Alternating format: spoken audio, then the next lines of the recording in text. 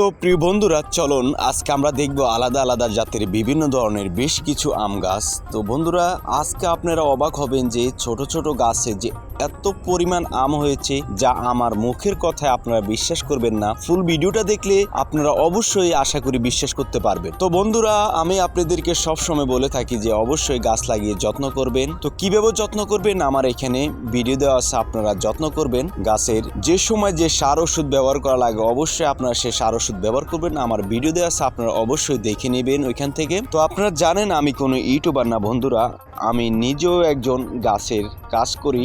তো ওইখান থেকে আমি আপনাদেরকে আমার অভিজ্ঞতা থেকে আপনাদেরকে কিছু কিছু শেয়ার করি। আপনারা অনেকেই অনেক টাকা দিয়ে গাছপালা কিনেন, আসলে মারা যায় কিংবা গাছে ফল আসে না। এই কারণে আপনাদেরকে বোঝানোর স্বার্থে কিংবা জানানোর জন্য ছোট ছোট ভিডিও দিয়ে আপনাদেরকে বিভিন্নভাবে বুঝিয়ে যাচ্ছি বন্ধুরা। অবশ্যই আমি চাই আপনারা অনেক টাকা দিয়ে গাছ কিনেন, আপনারা যেতে সঠিকভাবে পরিচর্যা করে আপনারাও খুবই দারুণ দারুণ ফল খেতে পারেন। তো আমার এইখানে আমি আপনাদেরকে বিদেশি জাতের বিভিন্ন ধরনের আম দেখিয়েছি এবং বিভিন্ন ধরনের আম দেখেছেন আপনারা।